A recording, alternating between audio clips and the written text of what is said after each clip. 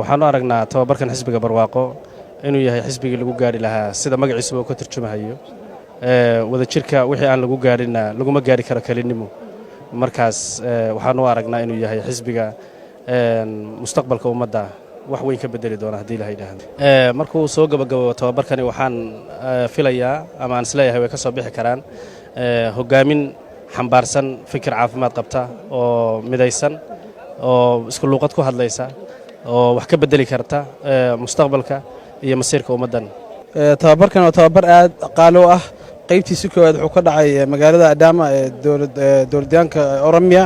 waxaa soo qaadatay hogaaminta sare ee deegaanka hogaaminta dhaxan waxay ku qaadanayaan magaalada Goday oo maanta mataqaana ku sugan annagoo 4 gobol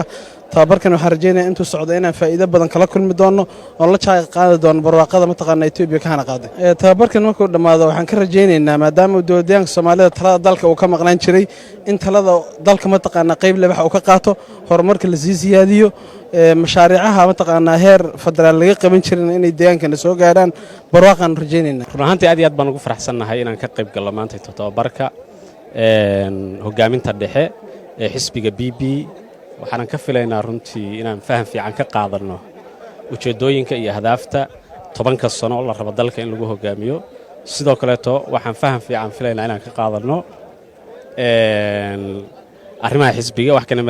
barnaamijka siyaasadeed ee xisbiga iyo qorshayaasha uu u dejiyay 10 sano inuu ku maamulo dalka. wallahi tababarkan waa tababar qaali weeyaan waan sugaynay in badan sababtoo ah maadaama isbedel yimid magaranaysay waddankan isbedel ku yimid isbedelkii yimid waddanka in magaranaysay la barto casharadii ayaa magaranaysay loo baahan yahay tababarkan markuu soo gogobooday maadaama casharo badan la qaadan hayo oo magaranaysay ilaa intaasoo buug cashar la qaadan hayo waxaan isdhihi doonaa wax badan baan ka faa'iidi doonaa waxyaabahan ka faa'iidina waxaan sii gaarsiin doonaa magaranaysay shacabkii magaranaysay aan ka imaanay. tababarka horta waa tababar muhiim ah waa tababarkii xisbiga barwaaqo oo rajaynayna insha Allah inuu deegaanka barwaaqo gaarsiiyo sidaa darteed waxaan rajaynaynaa inuu ka soo baxo midhal xagga shacabka ah runtii xisbiga wuxuu tahay waa xisbi shacab waa xisbi raba inuu gaarsiiyo bulshada barwaaqo sidaa darteed tababarkan waxaa lagu qaadanayaa casharadii kala gedisan oo ah ku saabsan sidii loo gaarsiin lahaa bulshada barwaaqo loo gaarsiin lahaa sidii nidaamkan xisbiga iyo habsami socodka macnaha qaabka loo gaarsiin lahaa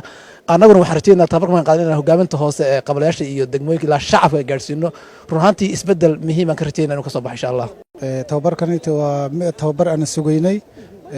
waxaanu rajaynaynaa waxyaabaha aan halkan ka qaadano casharada ah inaan annagana sii gaarsiin doono shacabkii sii gaarsiin doono saasaan rajaynaynaa. tababarkan kulli waxaan ka baranaynaa shacabkii iyo xisbigii cusba mideynteedii iyo ma aragtay waxyaabaha loo baahan yahay